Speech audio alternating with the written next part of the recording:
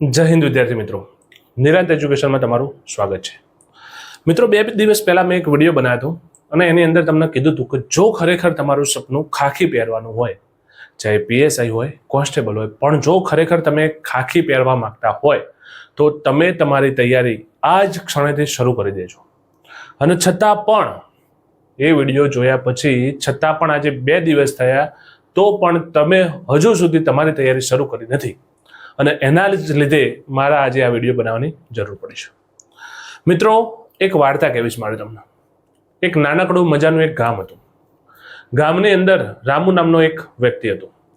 રામુ ખૂબ જ હોશિયાર અને ખૂબ જ મહેનતુ હતો, પરંતુ એને એના પિતા તરફથી વારસામાં ઘણું બધું દેવું મળેલું. એટલું બધું દેવું હતું કે રામુ ગમે તેટલી મહેનત કરે, ગમે તેટલી તનતોડ દિવસ રાત મહેનત કરે તો પણ એમાંથી બહાર નીકળી શકે એવી પરિસ્થિતિ હતી નહીં. અને પરિણામે રામુએ, શ્રાવણ મહિનો ચાલતો હતો, રામુ શિવનો બહુ મહાન ભક્ત હતો. રામુએ શિવની જબરજસ્ત ભક્તિ કરી. પરિણામે ભગવાન શિવ રામુને પસંદ થયા અને એમને કહ્યું, બોલ બોલ રામુ, તું માગે એ વસ્તુ તને આપું. રામુએ કીધું, હે ભગવાન, મારે તમારી જોડે બીજી કોઈ આશા નથી અથવા મારે તમારી જોડે કોઈ જાહો જલાલી માગવી નથી, પરંતુ મારી જે ઘરની પરિસ્થિતિ છે, મારા પિતાજી તરફથી મને જે દેવું મળ્યું છે એવું ગમે તેટલી મહેનત કરું છતાં જો એને પૂરું કરી શકતો નથી, માટે તમે એમાંથી મને મુક્તિ અપાવો. ભગવાન શિવે કર્યું, જો રામુ, હું ડાયરેક્ટ કોઈ વસ્તુ તને ડાયરેક્ટ ના આપી શકું, પણ હા, હું આની અંદરથી બહાર નીકળવાનો તને રસ્તો ચોક્કસ બતાવું. રામુ કે, કઈ વાંધો નહીં ભગવાન, તમે જેમ કહો એમ હું કરવા તૈયાર છું. ભગવાન શિવે કહ્યું કે આપણા ગામની અંદર જે નદી આવેલી છે એ નદીના કિનારે ઘણા બધા પથ્થરો પડેલા છે અને આ પથ્થરોની અંદર એક પથ્થર પારસમણી છે. એ પારસમણીને જ્યારે તું લોખંડના ટુકડા જોડે અડાડે, એટલે જે લોખંડની વસ્તુ તું અડાડે એ તમામ લોખંડની વસ્તુ સોનાની બની જશે. રામુ તો ખૂબ ખુશ થઈ ગયો. બીજા દિવસે સવાર પડી. રામુ તો એક આવડો લોખંડનો ટુકડો લઈને નદી કિનારે ઉપડ્યો. નદી કિનારે જઈ એક પથ્થર લીધો, આમ કરીને અડાડ્યો, ટક અવાજ આવ્યો, પણ કંઈ ફેર પડ્યો નહીં. રામુએ ફેંકી દીધો. બીજો પથ્થર ફરી અડાડ્યો, ટક અવાજ આવ્યો, બીજું કોઈ રિઝલ્ટ ના મળ્યું, ફેંકી દીધો. આમ ત્રીજો, ચોથો, પાંચમો, એમ કરતા કરતા 1 કલાક, 2 કલાક, અને આ કલાક કરતા કરતા 1 દિવસ, 2 દિવસ, 3 દિવસ, દિવસો અઠવાડિયામાં ફેરવાયા, અઠવાડિયું મહિનામાં ફેરવાયા અને રામુનું આ એક રૂટીન કામ બની ગયું. સવારે જવાનું, પથ્થર લેવાનો, લોખંડના ટુકડા અડાડવાનો, ફેંકી દેવાનો. ઘણા મહિનાની મહેનત પછી એક દિવસે રામુએ એક પથ્થર લીધો અને એની જોડે જે લોખંડનો ટુકડો હતો એને અડાડ્યો અને ચમત્કાર થયો. એ લોખંડનો ટુકડો જે હતો એ સોનું બની ગયું. પરંતુ રામુ એની ટેવથી જે વશ થઈ ગયેલો હતો, એની જે પદ્ધતિ, એની કાર્ય કરવાની જે પદ્ધતિ હતી, એની ટેવ એની એટલી બધી મોટી બની ગઈ હતી કે એ એની ટેવથી વશ થઈ ગયો હતો અને એને એ પારસમણી નદીમાં ફેંકી દીધો. રામુને જેવી ખબર પડી કે આ તો પારસમણી હતો, રામુ તરત જ નદીની અંદર કૂદ્યો અને એને ખૂબ શોધ્યું, પણ એ પારસમણી એને ક્યાંય મળ્યું નહીં.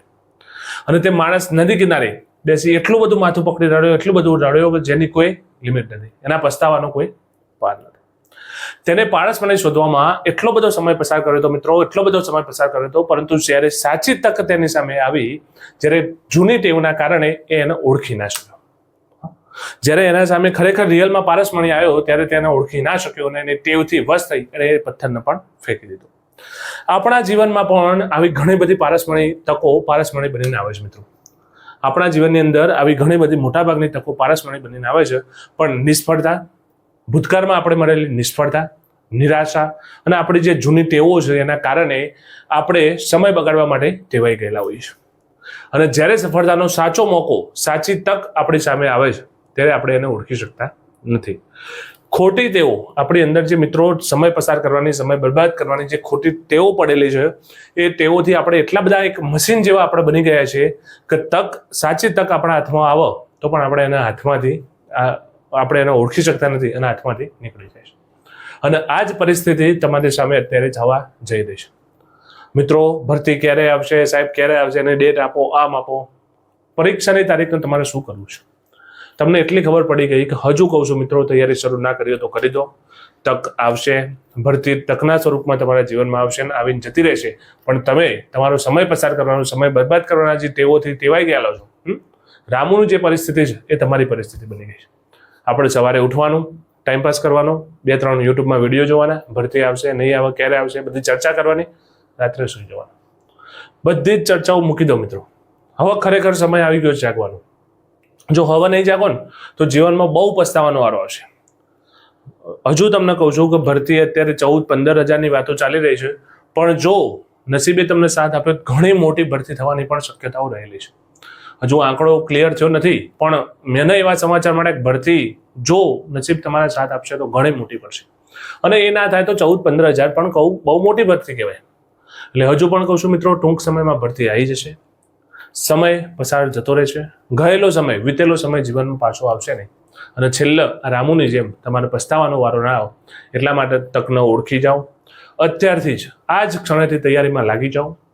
જો મિત્રો, જીવનમાં કોઈ પણ કામ કરો, તમને કાઠું તો પડશે ને પડશે જ. તૈયારી કરવાની શરૂઆત કરવાની એટલે તમને કાઠું પડશે. નહીં વાંચવા બેસાય, ઘણા બધા વિચારો આવશે, પણ તમારા મનને એકાગ્રિત કરો. તમે તમારું લક્ષ્ય, તમારું જે સપનું છે એને યાદ કરો અને તૈયારીમાં લાગી જાઓ. અને જો છતાંય વાંચવાની ઈચ્છા ના થાય તો તમે તમારા પિતાની જે નોકરી હોય અથવા તમારા પિતા જે કામ કરતા હોય એ કામને જોઈ લેજો. તમને ઓટોમેટિક વાંચવાની ઈચ્છા થઈ જશે. તો મિત્રો, બહુ સમયની બરબાદી કર્યા વગર હવે વાંચવાનું શરૂ કરી દો. બીજું, યુટ્યુબની અંદર મોટાભાગના આવા બધા વિડીયો શરૂ થઈ ગયા છે, એટલે બધા વિડીયોમાં ધ્યાન આપશો નહીં. તમે જે કોઈ એક વ્યક્તિને મેન્ટર, કોઈ એક શિક્ષક હોય, કોઈ એક વ્યક્તિ હોય જેને તમે મેન્ટર તરીકે નિમણૂક કરતા હોય, એવા 2 કે 3 કે 4 વ્યક્તિના જ વિડીયો જુઓ. કેમ કે અત્યારે શું છે, સોશિયલ મીડિયાની અંદર ઘણા બધા વિડીયો આવી રહ્યા છે. એટલે તમે જો બધી બાજુ વિડીયો જોવા જશો ને તો તમે ભટકી જશો. એટલા માટે જે વ્યક્તિને તમે મેન્ટર માનતા હોય, તમને એના ઉપર વિશ્વાસ હોય, તમને એની વાતોમાં વિશ્વાસ હોય અને એની ભાષા તમને જો તમારું ટ્યુનિંગ થતું હોય તો એવા વ્યક્તિને જ ફોલો કરો. તૈયારી શરૂ કરી દો. શું વાંચવું, કેવી રીતે વાંચવું, એના વિશે હું નેક્સ્ટ વિડીયોમાં તમને સમજાવીશ. પણ તમારું લક્ષ્ય ખરેખર ખાખી છે તો અત્યારથી જ આ જ ક્ષણેથી તમે જે વિડીયો જોઈ રહ્યા છો, આ વિડીયો બંધ કરી અને અત્યારે જ તૈયારીમાં લાગી જાઓ. ટૂંક સમયમાં ભરતી આવી જશે. સમય છે ને, સમય એ મિત્રો ક્યારેય પકડી ના શકાય. સમયને ક્યારેય પકડી ના શકાય. તમે વિચારો, આના પહેલા જ્યારે આની અત્યારે હાલમાં જે ભરતી ચાલુ છે, એક સમય આપણે એ ભરતીની ચર્ચા કરતા હતા. ભરતી ક્યારે આવશે, ક્યારે આવશે, ક્યારે આવશે. એ ભરતી આવી ગઈ, ભરતી પડી ગઈ, ફોર્મ ભરી ગયા, ફોર્મ ભર્યા પછી એની રનિંગ આવી ગઈ, રનિંગ પછી એની લિખિત પરીક્ષા આવી ગઈ, લિખિત પછી હમણાં એનું રિઝલ્ટ પણ આવી ગયું. ટૂંક સમયમાં એનું DBA થઈ જશે.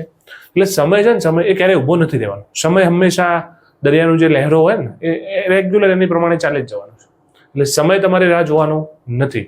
તમે તૈયારી શરૂ કરો તો એ વાંધો નહીં, ના કરો તો એ વાંધો નહીં. તકલીફ કોને પડશે? તમને પડશે. તમને જે પરિણામ મળશે, રિઝલ્ટ મળશે, એ તમને તમારા કર્મોના આધીન મળશે. અને કર્મની અંદર ભગવાન પોતે, ભગવાન કૃષ્ણ પણ એની અંદર નતા બચ્યા. ભગવાન કૃષ્ણનું પણ મૃત્યુ કેવી રીતે થયું?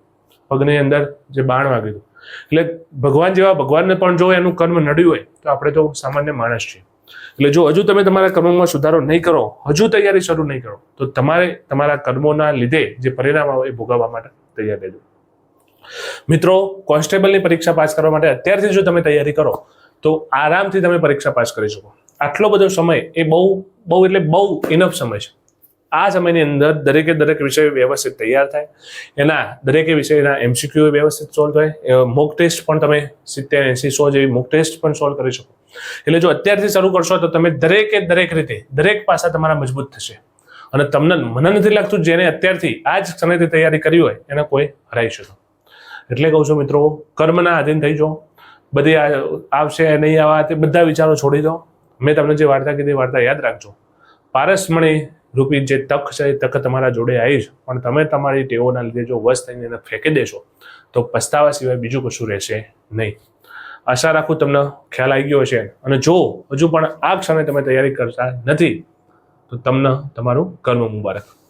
જય હિન્દ, જય ભારત.